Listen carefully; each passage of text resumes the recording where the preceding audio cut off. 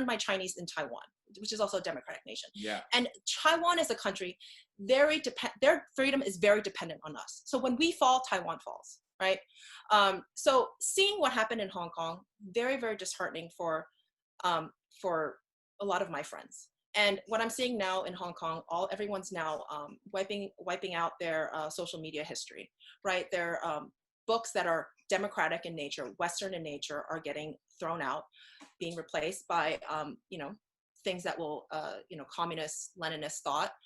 Xi Jinping also spent a year in Moscow to study this way of thinking. And it's really, in many ways, it's brilliant what they're doing. And they have this plan, and it's working, they're going along swimmingly. And for those who are afraid for the future of America, I think I would challenge you to look into, the Chinese history, kind of the plan that Xi Jinping has for us. And if anything, even like the WHO recently, the wife of Xi Jinping was made. She was made Goodwill Ambassador of the WHO and Special Envoy for the women's education at UNESCO. Like, how are they having all this? And then, of course, it's not shown that she's the wife of Xi Jinping, right? And she was also someone who sang to the troops after the 1989 Tiananmen Square massacre. So, and that a lot of Chinese people to this day don't know about. To this day, a lot of people revere Mao, and he has killed more people than Hitler and Stalin combined. You know what too far right is? That's the racial purity stuff.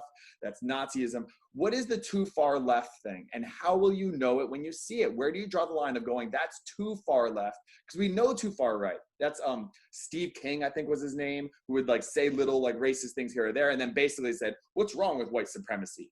And then Ben Shapiro and people like that are like, what? Nope, screw this guy, I'm out.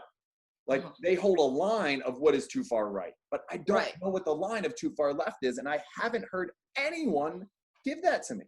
It's like, how many people starved for the sake of this utopia that Mao Zedong maybe very purely wanted to create, right? That's why it's so difficult. It's so enticing. Like, I actually have a student who's 13 years old, and we're talking about whether or not we think that people are inherently evil or good. And he's a Christian, and so he brought up the Adam and Eve story, which I thought was quite interesting. He goes, I think Adam and Eve were born good, right? And I go, okay, so does that mean we're good, right? He goes, but they had they had the apple of, after they bit into the apple, they received knowledge, and that was that's what had them leave the Garden of Eden and not to return, right? And so in many ways, and I thought that was really brilliant, because in many ways I think Marxism is that concept of wanting to return to the Garden of Eden, but then it's something that we cannot. It's impossible. Of course, it's so enticing and desirable, but it's impossible. It's in the structure of our humanity today. It's never going to happen. And I've never heard it that way before. That is brilliant. Yeah, and it was my student. It was like, who really was like, oh, brilliant, Yeah. I won't engage with this because it might make me think. I won't engage with this. That whole thing of like, there is the ignorance and bliss. Yeah. Yeah, that's very. Yeah, it's like, why is it that if an animal like eats another animal, we don't find that evil, but if I kill another person, that is evil? It's through that knowledge of what harms me will harm them, and that knowledge is what distinguishes us from many of this consciousness that we have, is what distinguishes us from different life forms on the planet. That knowledge of what is evil as well as good. What was really interesting about the Brett Weinstein interview, he actually did a really interesting one on Dark Horse with this guy named Yuri I can't pronounce his last name. And he talked about how the science community feels like they're being strongholded to tell a particular narrative. And I also see that a lot in the university systems, like in science communities, where they feel that they need to tell a particular narrative, even though the facts don't say otherwise.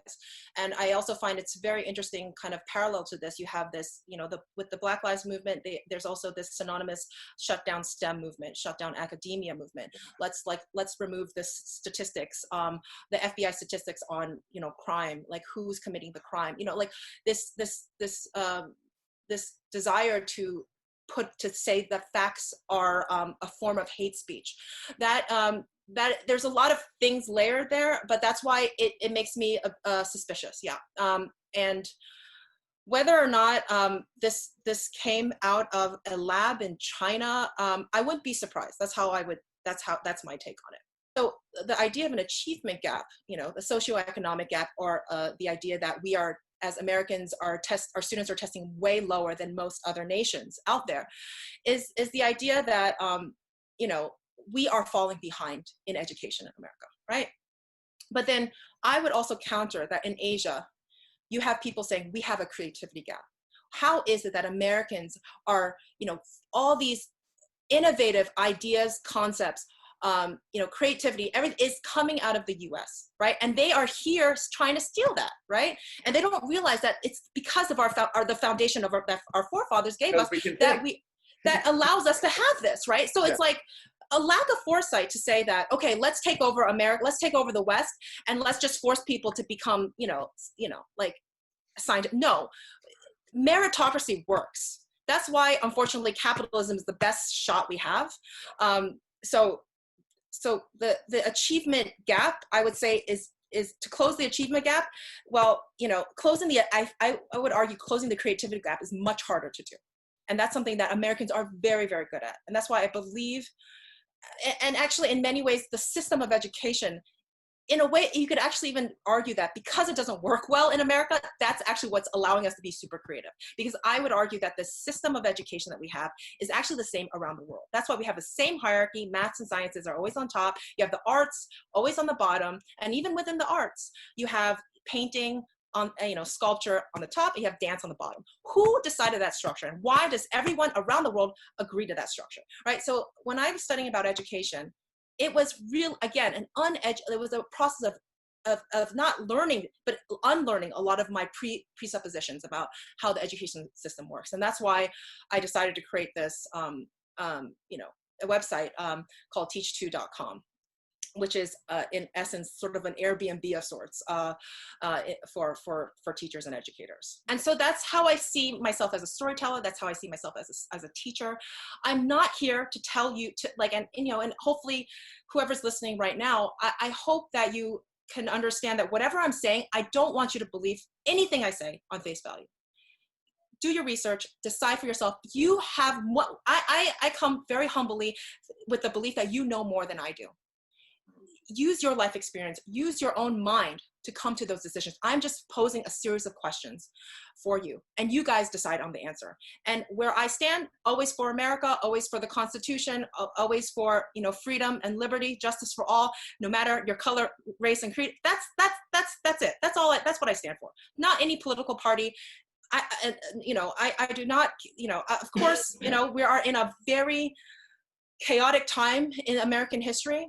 But I hope people can also look beyond that, and see that there is also a cultural war the next generation is at stake. As much as racial diversity is important, so is diversity of thought, right? And I had this conversation about affirmative action with my student, and he was saying, oh, that doesn't make sense that it's harder for Asian people to get into Harvard than an African American or Hispanic person, right? And I said, hey, okay, well that's good. If that's enough, I'm like saying you're maybe biased because you're Asian yourself, okay? But what about this? I have a student. I have a friend who went to UPenn. Engineering student, and she said it was like not leaving Korea. It's like not leaving Asia. It was like everybody was Asian. She's like, what about that? He's like, oh, that's weird too. I'm like, so I understand both sides of the argument. Yeah. I'm not trying to question like where that comes that sentiment. I get it, right? But then also, what about what about the diversity of thought?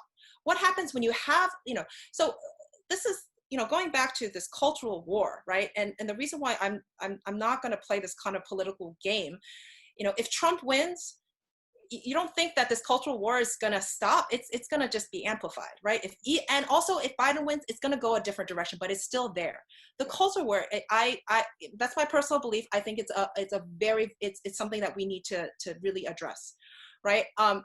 So what happens if we have have universities where everyone thinks the same, right? Everyone is for Trump, everyone's against Trump. what, what then, right? Like, what if there's a kernel of truth that you can find from your enemy, right? That could, you know, give you a ton of insight. What happens then? And maybe it's offensive, right? Maybe it's something you're not ready to hear at that, at the moment, right? But then what if that can actually completely, could change you in a good way or a bad way, who knows?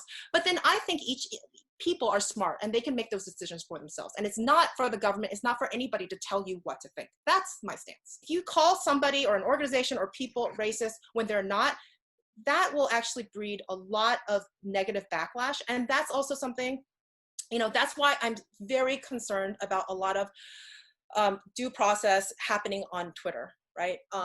And that, which is once again fueling this divisiveness in our country. There's nothing I want more for America. It's just, I just want America to be united.